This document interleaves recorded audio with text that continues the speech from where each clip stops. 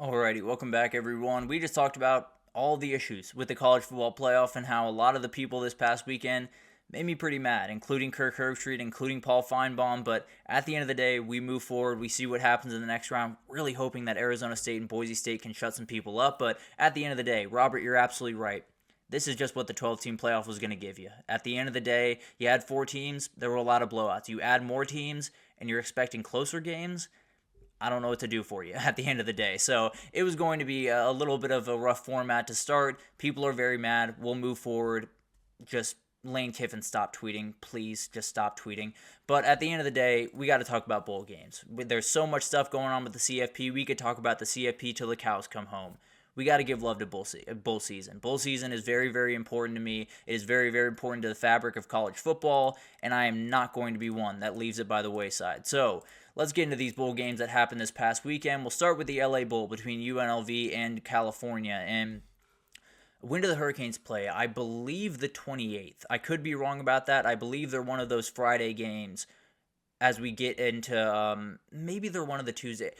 We'll talk about that on Friday. I can promise you that we will cover that game on Friday. I will have all of the updates that you possibly need. I believe it's the 28th against I'm cutting in and out. Can y'all hear me? I hope that's not an issue going forward.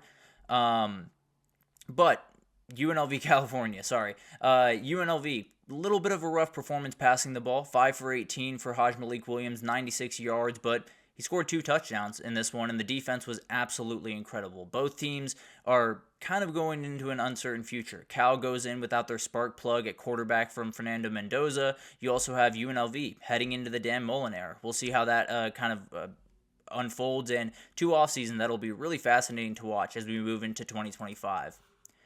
Western Kentucky and James Madison. James Madison gets a huge win at the end of the year to salvage the season just a little bit. Kind of had a tough back end of the season, but played some really good football towards the end, and they get to 9 wins. George Pettaway, 100 yards rushing in this one. Bryce Atkins played a really good game in replacement duty. 16 for 23, 181, 1 touchdown. James Madison is the team that I think could really kick it up a notch next year. I really like what Bob Chesney is doing. Obviously, kind of a weird year, up and down, games that they probably feel like they should have won, but you keep Alonzo Barnett in that place, you keep Bob Chesney around, I think you're going to be a really, really fun team. And then Tyson Helton over there at Western Kentucky is going to have them ready to roll. They will be a player in the Conference USA going forward. Even without Caden Veltkamp walking out the door, I think they'll be more than fine. They'll find a new quarterback and they'll keep this thing rolling.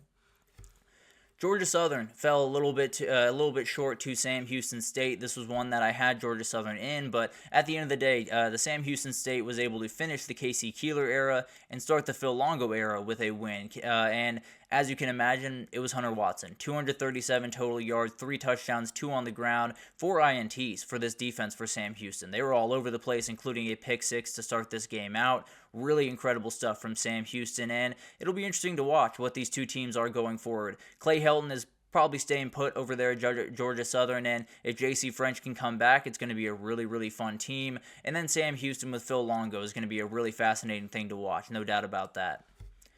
Then you have Ohio against Jacksonville State, 2 teams that won their conferences this year, and it was the Parker Navarro show. He was absolutely incredible. We talked about how good Contravion Wisner was with 110 yards for Texas. Navarro one-upped him, went for 111 yards and 3 scores on the ground. Really incredible stuff. The Ohio defense kept the Jacksonville State run game, which is very, very hard to keep under wraps.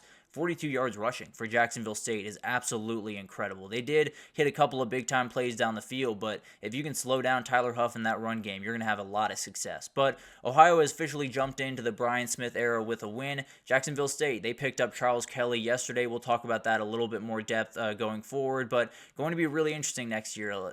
Both teams have quite a bit coming back next year, but both will have new quarterbacks. Parker Navarro and Tyler Huff will be out the door. It'll be interesting to see what these offenses are, and maybe if they change just a little bit as they go into next year. And then the one that everyone was watching just for one big-time play, Damon Watson. That was the coolest thing I've ever seen. I'll be totally honest with you. It's very lame to get that excited about it, but a 400-pounder taking a handoff is just something you love to see. But DJ Lagway was incredible in this one as well. He had a couple of mistakes that were very kind of freshman-type mistakes, but 300 yards through the air, really did a great job, and that run game was rolling against a very good Tulane defense, over 200 yards rushing, 3 INTs from Ty Thompson in this game, and didn't come at a great time because he's kind of his audition for other teams in the portal. He is making his way out, so very talented kid. I think he's going to be able to find a good place to land, but the Green Wave has picked up a couple of quarterbacks, including Donovan Leary yesterday. It'll be interesting to see what Tulane is going forward. And then Florida, they're the team to watch going forward. There's no doubt about that. For Tulane, they have John Summerall back, which is huge. If they can get Mekhi Hughes back in the mix, this is going to be a team that will compete for the American next year. Coastal Carolina and UTSA, they face off at 11 a.m., just about an hour after we get off air here, but remarkable that they're facing off this early. One quarterback will be on the field. Ethan Vasco for Coastal Carolina will be off the field. He has joined Liberty for 2025. UTSA holding on to just about everyone, at least as of right now. It looks like Owen McCown will be out there, but at the end of the day, Coastal Carolina might have the best player on the field, and Braden Bennett, very, very talented player. But UTSA might have the next 3 or 4. So I'm going to go with the Roadrunners. I'll go with Owen McCown in that one. I think it's going to be a really fun game, but I'll go with the Roadrunners there.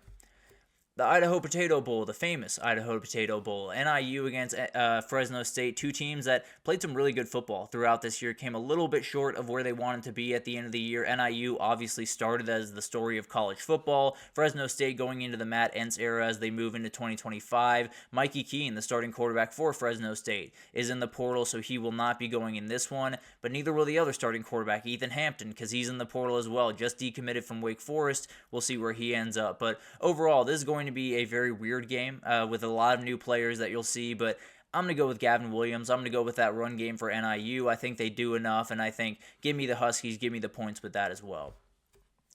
South Florida and San Jose State. There's two teams that I don't want to say had disappointing years, but I feel like they felt like they had more on the chip. They felt like they left a little bit of dip on the chip here because South Florida was one of those teams coming into the year that I was sky high on. Really, really love this team. Obviously had some injury troubles with Byron Brown and some different things. Bryce Archie is going to be probably starting for this game. Going to be really interesting to see how he can react to his second start. And then Nick Nash, you will not see on the other side. He is declared for the draft. He is going to move on to the next level. Very talented kid. Cannot wait to see what he does in the NFL level. I think he'll be playing there for a very long time. But as good as Nick Nash is, I still like San Jose State here. I like Floyd Chalk the fourth. I think he's going to make enough plays in the run game. I think San Jose State is able to win this one relatively comfortably at the end of the day. Very talented team, but I'm going to lean towards I'm going to lean away, I guess, from the freshman quarterback in Bryce Archie. I'll lean towards the run game that I trust just a touch more. Pitt against Toledo. This is a very interesting game. This is a game that a lot of people will look at. They'll say, okay, it's going to be Pitt, and they'll move on to the next game. Toledo's a good team. Toledo can really throw the rock around. Toledo can make a lot of big-time plays, and I think it's going to be a really, really fun one. But Pitt heads into the postseason 7-5 after a 7-0 start. It's been really tough. Eli Holstein has had some different injuries. They've had injuries really all over the field, and they've really struggled, no doubt about that. But they were a great, great story to start the year, and I think they could be a great story into 2025. As long as Eli Holstein is there, I think they have a very, very high ceiling. But I think it's going to be a really fun game between two very, very interesting offenses that like to throw the rock around. I'm going to go with the Rockets. I'll go with Toledo here. I'll go with Tucker Gleason. I'll go with Jerwan Newton. I'll go with all those guys on the outside to just play a team that's just not all the way mentally there. If I had to imagine for Pitt, I'll go with Toledo in this one to pull a little bit of an upset. Rutgers, Kansas State. And this one I'm doing a little bit of wishful thinking with. I think the status of Kyle Monangai for this game is still a little bit up in the air. I'm going to say he's going to play, just to put it out in the universe, hopefully that he will hear me, he will be inclined to play. But at the end of the day, going to be a great matchup nonetheless. Two very, very fun teams. Rutgers started the year very fast, kind of tapered late. Kansas State had some kind of up and down moments throughout the year, came up just short of that Big 12 title. Very talented team nonetheless, and a very interesting team going into 2025. But in this game, going to be really, really fun to watch. This feels like a moment for Avery Johnson. This feels like a moment kind of like what Miller Moss did for USC, or kind of like what Nico did for Tennessee this past season in bowl season, where you play that really incredible game. Everything starts clicking, everything looks really, really good, and you move into 2025 feeling incredibly confident. I think DJ Giddens could run wild in this game in his final game for Kansas State. I think it's going to be a really fun one, hoping that Kyle Monangai is on the field, and I think Kansas State comes out with a win. I think Avery Johnson puts on a little bit of a show in this one. And then to finish out the week, Arkansas State, Bowling Green. There's more on Friday. We will cover those on Friday. Just by the way, a couple of huge ones on Friday that I love. But at the end of the day, Arkansas State, Bowling Green. This is the last time you're going to see Harold Fannin Jr. at the college football level. Enjoy it while you can. This guy's absolutely incredible. Was second in the country in receiving yards this year. He is so much fun to watch, and frankly, probably the easiest one of the bunch, if I'm being totally honest. Give me the Golden Eagles. Give me Harold Fannin to go absolutely crazy, even without Terrion Seward in that backfield, who is actually making his way to Virginia Tech. Great pickup for the Hokies there.